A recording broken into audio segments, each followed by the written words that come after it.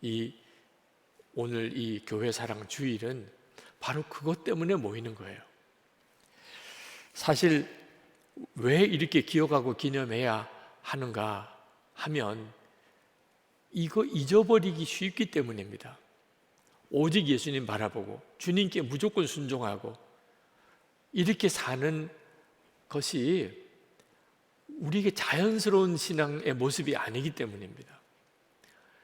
재창립한 20년 우리 교회로서는 정말 절박했어요.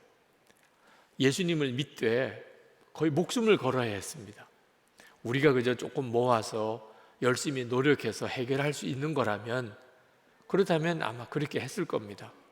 그런데 예수님이 진짜 우리와 함께 계신 게 맞다면, 그리고 우리가 그 주님을 기쁘시게 하면 주님이 해결해 주시고, 만약에 예수님이 우리와 함께 계신 게 아니라면 우리는 진짜 끝났다, 그런 심정이었기 때문에 정말 오직 예수님이었어요. 그렇게 기도했고 또 그렇게 믿었고 그렇게 순종했습니다. 그때는 함께 해주는 교인이 그 자체로 고마웠어요. 그분이 뭐 잘생긴 분이든 못생긴 분이든 재산이 있는 분이든 없는 분이든 성품이 좋든지 나쁘든 아무 상관이 없었어요. 어려울 때 같이 있어주는 것, 힘들다고 이 교회 진짜 어려울 것 같다고 떠나지 않으시고 예배 같이 드리고 기도회 같이 하고, 그것만으로도 너무 고마웠어요. 그런데 그 힘들기만 한 것 같았던 그때가 우리 교회의 영성을 만든 시간이었습니다. 선한목자교회의 영성, 선한목자교회는 어떤 교회인지는 그 시절을 알지 못하면 이해하기가 어렵습니다. 오직 예수님, 주님만 의지하고 주님만 바라보고 주님께만 순종하고 그렇게 살아보자. 힘들기는 했었는데 지나고 보니까 그 은혜가 말할 수 없이 컸어요. 그래서 그것을 기억하고 기념하자는 겁니다. 이게 금방 잃어버릴 수도 있는 일이기 때문이에요. 우리 교회 지금 여건은 그때 생각하면 엄청나게 좋아졌습니다. 건축비 상환도 오늘도 건축원금을 합니다만 걱정을 해서 하는 건 아닙니다. 교인들도 교인 등록 교인이 벌써 10,000명이 넘어섰습니다. 상당히 큰 교회가 된 거죠. 그래서 더 두려운 거예요. 왜냐하면 오직 주님만 붙잡고 주님만 바라보고 주님께만 순종하는 자세가 느슨해질 가능성이 굉장히 커졌기 때문입니다. 이제는 우리가 뭘 좀 가진 것 같아요. 이제는 사람도 꽤 많아요.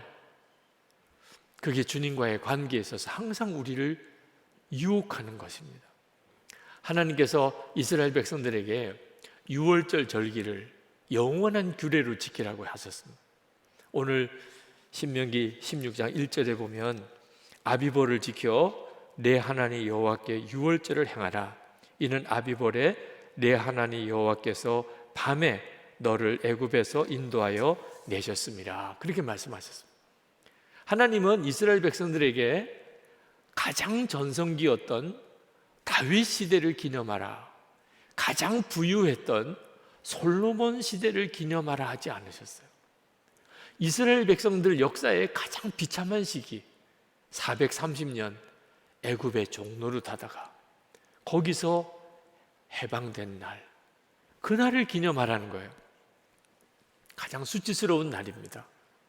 그리고 무슨 독립전쟁을 좀 시원하게 해서 바로 왕을 죽이고 뭐 애국 군대를 무찌르고 그렇게 독립한 것도 아니에요. 하나님의 말씀은 정말 이해가 안 되는 말씀입니다. 집에 들어가서 어린 양을 잡아서 그 피를 문 인번과 문 설주에 바르고 밤새도록 그냥 집 안에서만 있으라. 그게 무슨 독립전쟁입니까? 그게 무슨 무기예요? 그런데 그때 그 죽음의 천사가 애굽의 모든 집안의 장자와 첫 새끼 다 죽일 때, 그때 이스라엘은 구원받았어요. 건너갔어요. 그게 유월절이죠. 그 유월절 절기를 지키라는 겁니다. 그래서 우리도 우리 교회의 가장 어려웠던 시기이지만 진짜 예수님을 믿었고 예수님께 순종했고 주님만 바라보고 지냈던 그 시절을 우리도 우리 교회의 유월절로 지키자고 한 거예요. 이스라엘 백성들은 지금도 유월절을 지킵니다. 그런데 무슨 3.1절이나 8.15 광복절 같이 지키지 않아요. 그저 만세삼창하고 대통령 연설 한번 하고 그리고 끝나는 기념식이 아닙니다. 그들은 유월절 한번 지키려고 온 집안을 대청소하는데 대청소의 목적이 깨끗한 게 아니에요. 곰팡이 하나 없도록 하는 거예요. 누룩이 없어야 되니까, 무교절을 지켜야 되니까 곰팡이 하나 없도록 집안을 청소하는 거예요. 가구나 소파나 이 곰팡이가 완벽하게 제거되기 힘들다 그러면 멀쩡한 가구 다 버립니다. 그리고 새 가구 들여놔요. 무교병, 곰팡이 없는 집안을 만들려고 일주일 동안 지켜요. 무슨 그냥 기념식만 하는 게 아니고 아주 마당에 나가서 텐트 치고 살아요. 초막절을 지키려고. 이스라엘 백성들 광야에서 텐트 치고 지냈던 것 그대로. 음식 그 기간에는 누룩 없는 빵, 무교병, 쉽게 여러분이 연상할 수 있을 거면 크래커 같은 부서지는 그런 과자예요. 그 한 주간 동안 그거 먹는 겁니다. 그렇게 수천 년을 지금도 유월절을 지켜요. 제가 이스라엘에서 유월절 지킬 때 그 이스라엘에 가서 보고 정말 충격을 받았어요. 어떻게 지금도 온 나라가 이렇게 지키나? 그런데 그렇게 유월절을 지키다가 그들은 비로소 자기 민족을 사랑하게 됩니다. 자기 민족의 고난의 때, 그 말할 수 없는 고난의 때 자기를 건져주신 하나님, 그때를 기억하고 지키면서 민족을 사랑하게 돼요. 지금도 이스라엘은 대단한 나라죠. 2000년 동안 나라 없었어요. 나라 없는 2000년 동안의 민족은 소멸되는 거죠. 다시 나라 찾아냅니다. 그들은 전 세계 어디 가서든지 유월절을 반드시 지켰거든요. 저는 우리 교회에 이 유월절 지금 이 교회 사랑주의를 지켜야 되겠다 이렇게 생각한 이유가 교회 건축원금을 그동안에 해오면서 교회를 사랑하는 성도들이 생긴 거예요. 사실 우리 교회는 30여 년 건축원금을 해마다 합니다. 아마 이런 교회 없을 거예요. 숨 막히잖아요. 아마 여러분들 다 지금 겪고 있는 일이고 올해도 아마 또 건축원금 작정합니다.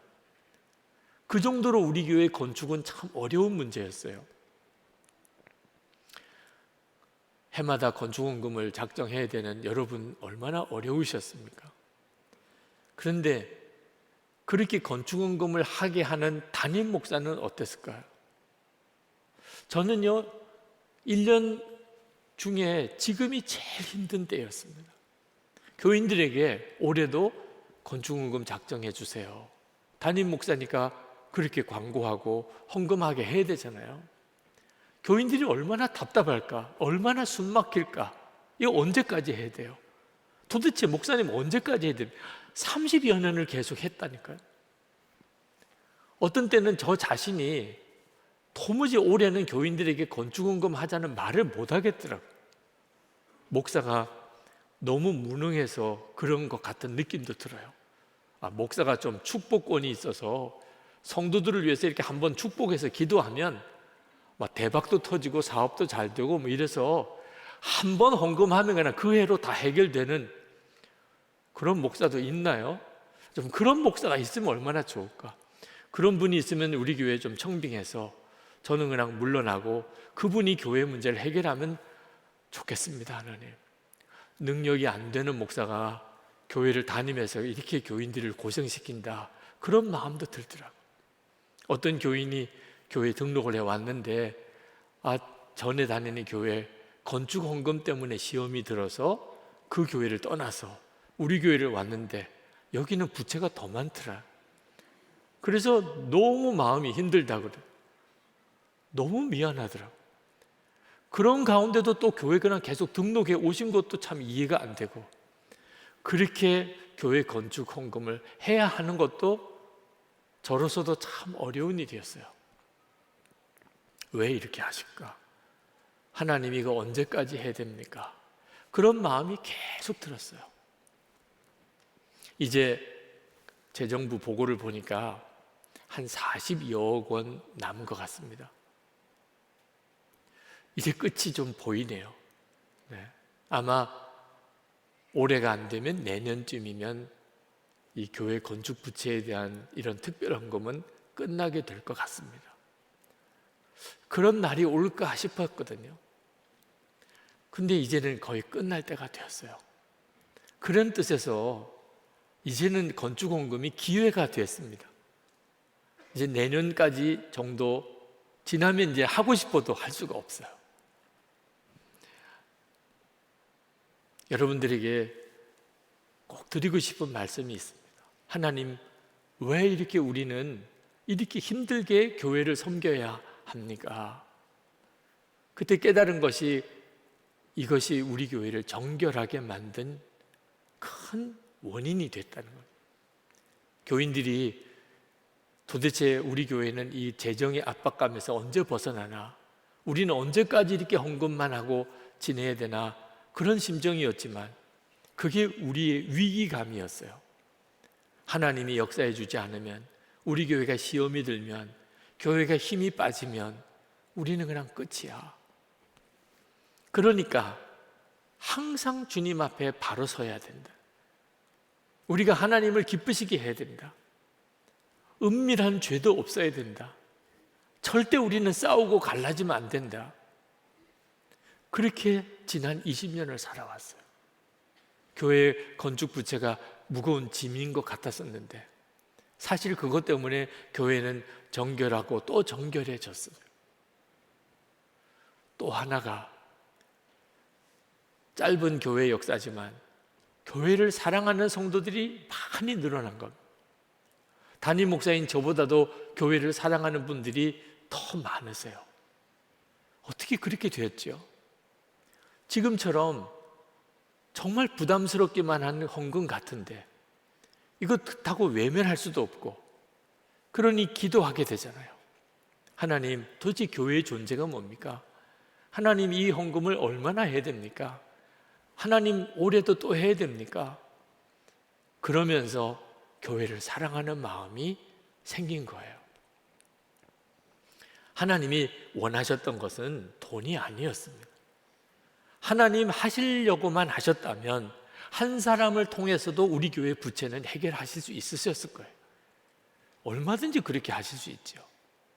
그런데 하나님이 원하신 것은 교회를 사랑하는 성도들을 일으키시는 것이었어요. 우리들의 마음이었습니다. 마태복음 6장 21절에 내 보물 있는 그곳에는 내 마음도 있느니라.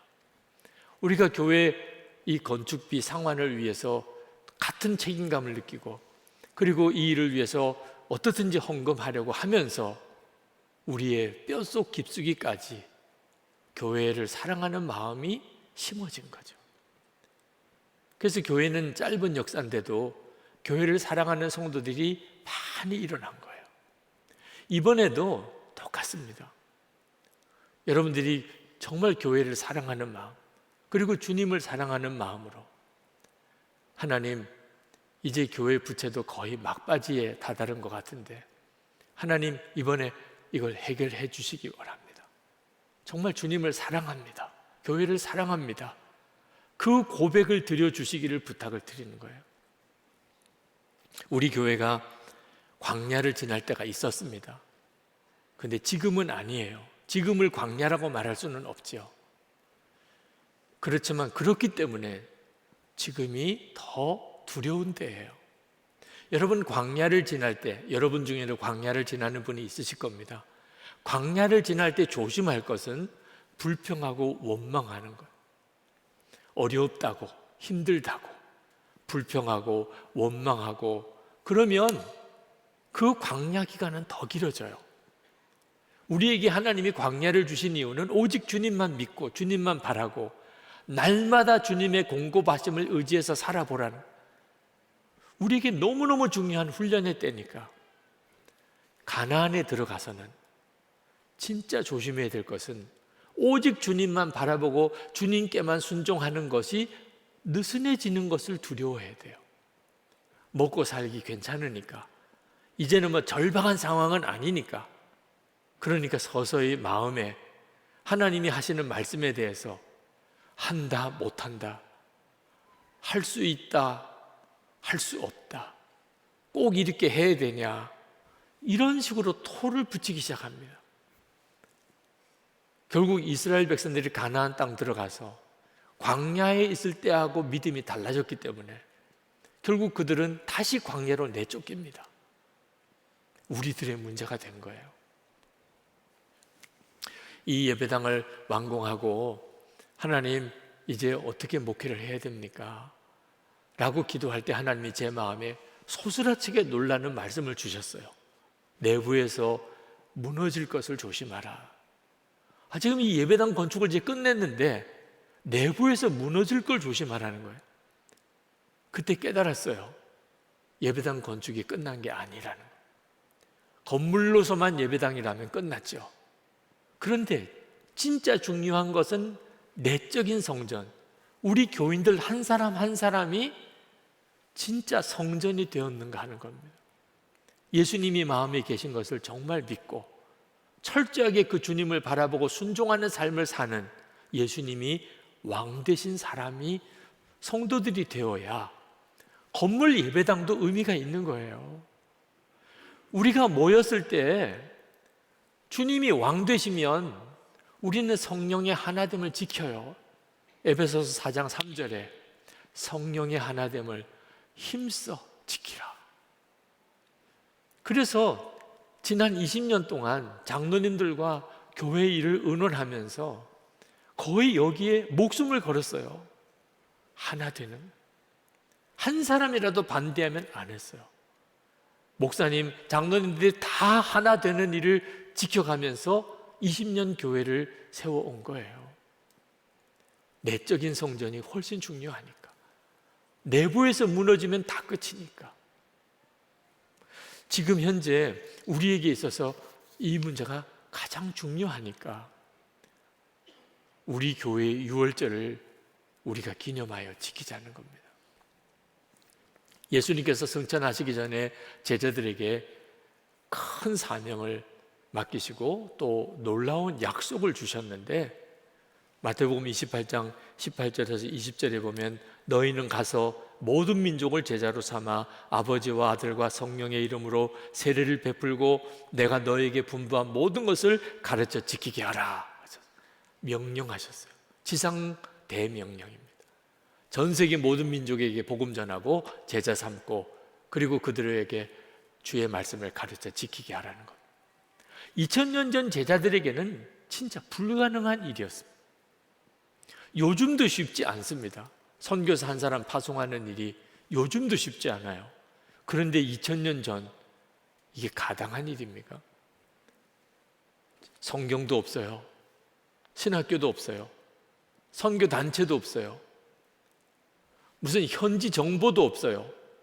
현지 교회도 있는 것도 아니에요. 순교 각오해야 돼요. 그 먼 다른 나라로 여행 가다가 바다에 빠져 죽을 수도 있고 산에서 사막에서 짐승들에게 그렇게 물려 죽을 수도 있어요. 선교비 보내주는 교회도 없어요. 자기가 가서 일해서 벌어서 먹어가면서 복음 전해야 돼요. 그게 가능한 일이겠습니까? 근데 가능했어요. 그들은 그렇게 복음을 전했고 그리고 지금 우리에게까지 복음이 전해졌잖아요. 이게 도대체 어떻게 가능하지요? 약속이 있었기 때문이에요. 약속이. 세상 끝날까지 너희와 항상 함께 있으리라. 이 약속이 있었어요. 여러분 어떤 게 더 커 보여요? 사명이 커 보여요? 약속이 커 보여요? 얼핏 보면 사명이 훨씬 커 보입니다. 근데 아닙니다. 주님의 약속, 항상 함께 있겠다고 하는 이 약속이 엄청난 거예요. 이 약속 하나 믿고 초대교회 성도들은 진짜 대책도 없이 복음 전하러 나갔고, 그리고 주님은 그들을 사용하셔서 지금 우리에게까지 복음이 전해지고 이렇게 교회가 서게 하신 거예요. 지금도 똑같아요. 지금도 똑같다니까요. 하나님이 우리에게 주신 사명이 커 보입니다. 하나님, 너무 힘들어요. 너무 벅차요. 제가 감당할 수 없을 것 같아요. 절대 그렇지 않습니다. 어떤 사명을 주시든지 약속이 더 커요. 세상 끝날까지 너희와 항상 함께 있을. 우리 교회가 체험한 거라니까요. 우리 교회가 이 예배당 건축하는 과정에서 할 수 없었어요. 감당할 수 없었던 문제예요.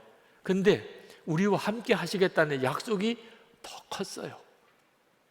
그때는 그게 현실이 아니었어요. 문제가 더 커 보이니까. 지금 이제 20년쯤 지나고 보니까 와, 정말 그렇구나. 우리가 그 힘들고 어려웠을 때 기억하고 기념해야 될 것이 하나 있는데, 너무 힘들고 어려우니까 우리도 모르게 하나님께 드렸던 서원이 있었습니다. 하나님, 이 예배당 건축만 끝날 수 있다면, 그러면 이 예배당을 우리 교회만 쓰지 않고 한국 교회를 위해서 내어놓겠습니다. 우리나라 통일을 위해서, 민족의 통일을 위해서 쓰십시오. 열방을 위해서 쓰십시오. 그렇게 기도했다니까요. 나는 그런 기도 안 했다고 우기지 마십시다. 우리의 믿음의 선배들이 그때 그 절박한 때 이 바닥에서 그렇게 기도했다니까요. 하나님은 약속을 지키셨어요. 불가능할 것 같은 일이 이루어졌어요. 이제 우리에게는 그 소원을 감당할 일이 남아있는 거예요. 그런데 이건 참 어려운 일이에요. 지금도 도와달라, 지원해달라 요청들이 많이 옵니다. 한국 교회에서, 사회에서, 또 열방에서. 장로님들이 한둘 고민이 아니에요. 이거 어떻게 다 지원해드리나. 근데 여러분, 이건 복이지 부담이 아니에요. 주님이 쓰시겠다, 주님이 쓰시는 교회, 그것도 나라와 민족을 위해, 한국 교회를 위해, 열방을 위해 주님이 마음대로 쓰시는 교회가 되는 거, 이건 복이지 부담이 아니라니까요. 우리 교회는요, 정말 그럴 때가 됐어요. 저는 이제 올해로 은퇴를 합니다. 그래서 오늘 이 말씀을 더 여러분에게 간절히 드리는 거예요. 근데 새로 담임으로 오시는 김다희 목사님, 하나님의 나라를 위한 비전이 저보다 훨씬 커요. 더 뜨거운 열정이 있어요. 주님 기뻐하는 뜻대로 하나님 나라 위해서 그렇게 목회하고 싶어 하세요. 우리 교회 장로님들이 다 그런 마음이세요. 우리 교회 부목사님들이 또 한결같이 그런 중심이세요. 그리고 그런 교인들이 지금 여러분들이 그런 교인들이잖아요. 여러분, 이런 조합이 어느 교회나 허락된 게 아닙니다. 근데 우리 교회는 그게 이루어졌다니까요. 선한목자교회 전성기는 지난 20년이 아니에요. 이제 선한목자교회를 향한 하나님의 계획이 뚜껑이 이제 열린 것뿐입니다. 이제 진짜 하나님의 본편 극장이 시작이 되고 있는 거예요. 단 하나만 잊지 않으면 돼요. 이 교회가 진짜 어려웠을 때 예수님을 정말 바라보고 주님을 진짜 믿고 오직 주님께만 순종하려고 했던 그 믿음, 그 중심만 잃어버리지 않으면, 그러면 주님이 역사하세요. 하나님은 살아계시고 천지를 창조하셨고, 예수님은 오병기의 기적을 행하시고, 죽은 나사로도 살리셨고, 다 우리가 믿는 거지만 주님이 우리와 함께 계시다는 게 믿어지지 않으면 그건 우리에게 아무 힘이 안 돼요. 예수님이 우리와 함께 계시는 거, 그거 하나가 믿어지면, 그러면 우리에게 어떤 어려움이 있든 어떤 사명이 주어졌든 또한 문제가 되지도 않아요. 주님이 하시는 것입니다. 그리고 교회가 진짜 주님이 함께 계시는 증거가 되니까 그 놀라운 은혜가 개인적으로 가정의 일터에 그대로 흘러갑니다. 성도들이 말할 수 없는 복을 받는 거죠. 우리의 자녀들 세대, 다음 세대 안에 하나님의 역사를 일으키는 인물들이 나오게 되는 거예요. 그런 영적인 분위기 속에서 신앙생활을 했으니까.